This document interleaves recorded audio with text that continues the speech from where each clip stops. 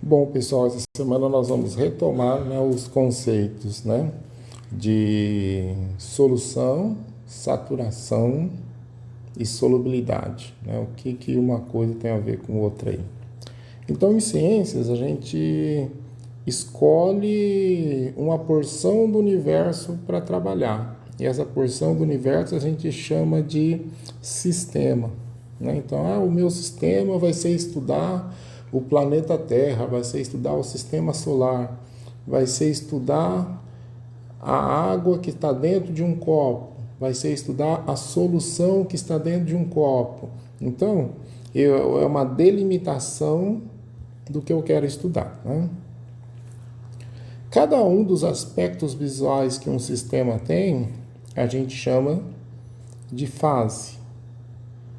Se a gente pensar aqui na nossa imagem, a gente tem água líquida, gelo e vapor de água. Então eu tenho 3 aspectos visuais. Cada um desses aspectos visuais a gente chama em química de fase. Então a gente fala que isso aí é um sistema trifásico.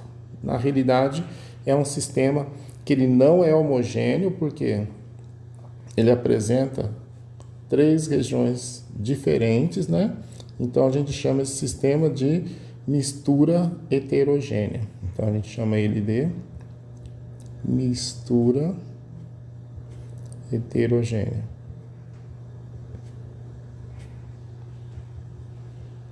E não é o motivo de estudo nosso aqui. O motivo de estudo nosso aqui hoje é quando eu tenho um sistema monofásico. Por exemplo, um copo de água pura é um sistema monofásico, mas ele só tem água. Então ele tem um componente só, então ele não é uma solução, ele é uma substância pura. Agora, se eu tiver um copo d'água que tenha sal dissolvido, ele vai ter um aspecto visual só, assim como tem um aspecto visual só o copo de água pura, só que os dois, para efeito de química, eles são diferentes. Por quê? Porque a água pura só tem água ali. No outro, em que eu tenho um sistema monofásico, ou seja, que tem um aspecto visual só, que contém água com sal, o que eu posso dizer? Ele é uma solução.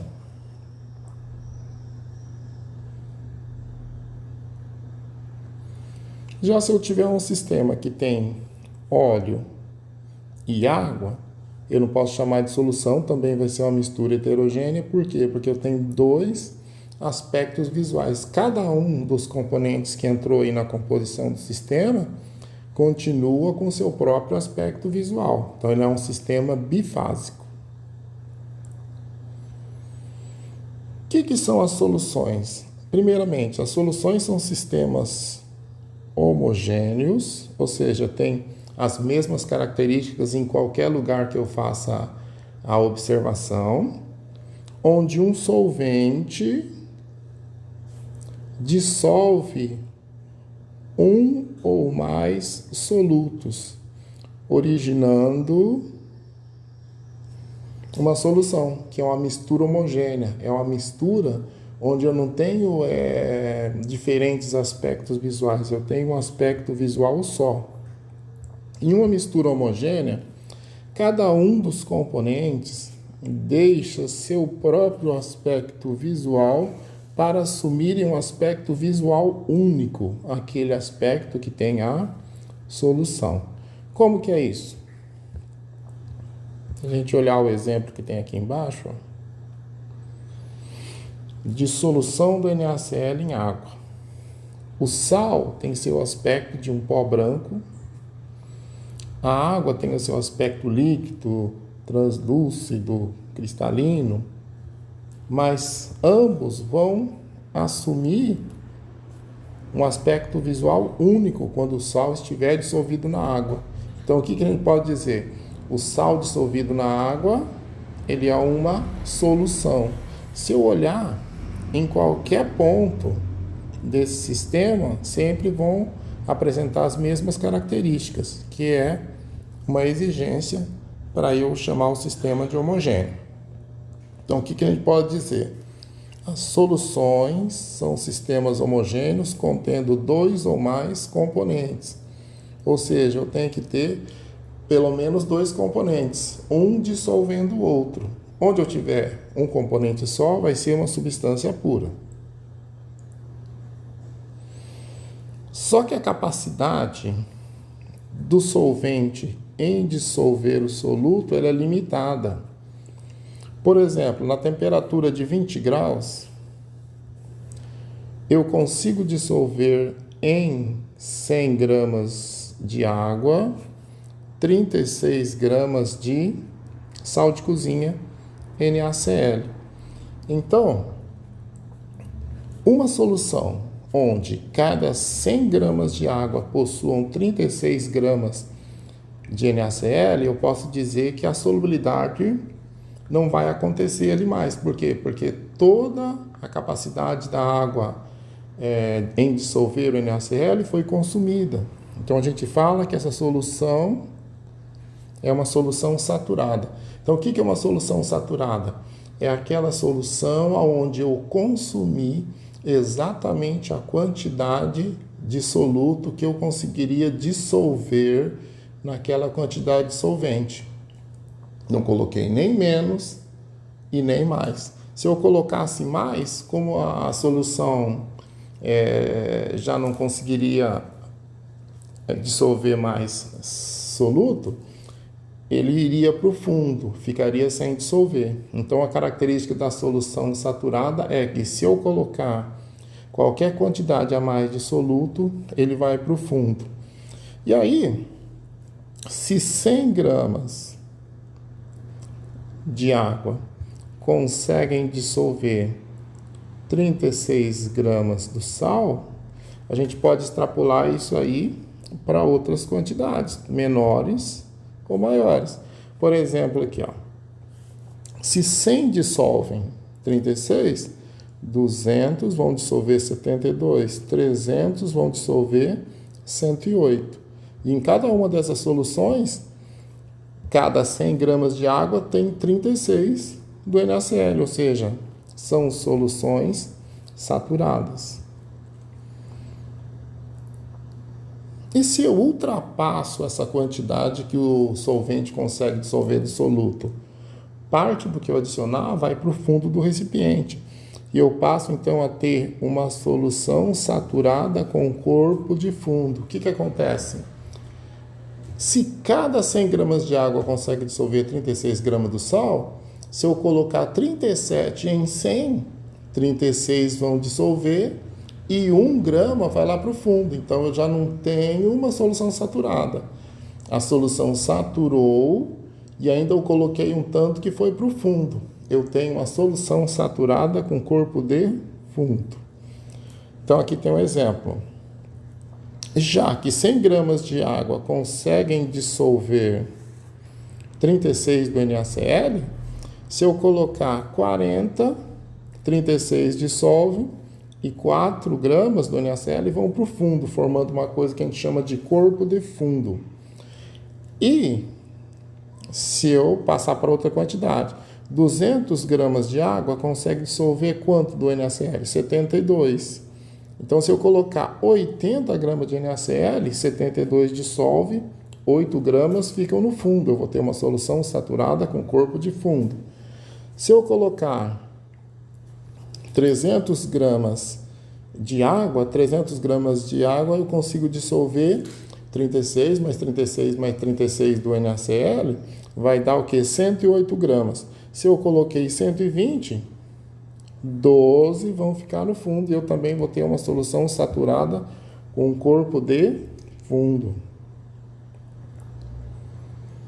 Então, a gente já falou de soluções aonde eu saturo, ou seja, eu pego exatamente aquela quantidade que faz findar a solubilidade naquele solvente.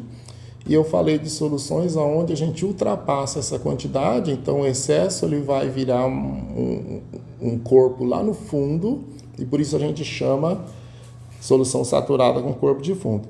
E quando eu colocar quantidades que não forem suficientes para saturar a solução, eu vou chamar essa solução de solução insaturada. E são todas aquelas soluções onde a capacidade do solvente em dissolver não foi completamente consumida. Por exemplo, toda vez que cada 100 gramas de água não chegarem a ter 36 gramas de NaCl dissolvidos, eu vou dizer que essa solução é insaturada, porque a quantidade que eu coloquei está abaixo da quantidade que satura a solução. Por exemplo, se eu colocar lá no recipiente 200 gramas de água, 200 gramas de água conseguem dissolver 72 gramas do NaCl. Se eu coloquei nesses 200 gramas de água somente 20 gramas de NaCl, o que vai acontecer? Eu conseguiria ainda dissolver posteriormente, se eu quisesse, mais 52 gramas de NaCl, ou seja, eu não consumi totalmente a solubilidade, né, daquele solvente. Então, o que vai acontecer? Essa solução ela está num estado que a gente pode chamá-la de insaturada. Hoje a gente trabalhou com NaCl na temperatura de 20 graus sendo dissolvido em água. Então, o meu sistema trabalhou a 20 graus. Só que a solubilidade, gente, ela é uma característica que varia com a temperatura. Então, aqui a gente tem uma tabela onde a gente vê quanto que eu consigo dissolver de sal de cozinha ou NaCl em 100 gramas de água em outras temperaturas. Onde a gente trabalhou, que é em 20, ó, tá aqui, consigo dissolver 36. Mas se eu tivesse trabalhado em 10, eu conseguiria dissolver um pouquinho menos. Se eu tivesse trabalhado em 40, um pouquinho mais, eu conseguiria dissolver não só 36, mas 36,6. Se eu tivesse trabalhado em 70 graus, eu conseguiria dissolver 37,8 e não 36 gramas. Então, existe o efeito da temperatura nessa questão de o quanto dissoluto o solvente ele consegue dissolver.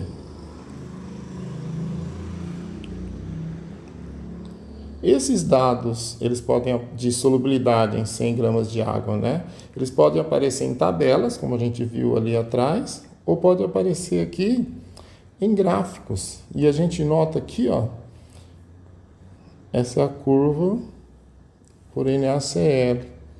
Então, a gente nota que é uma curva onde quanto mais alta a temperatura, mais NaCl eu consigo dissolver.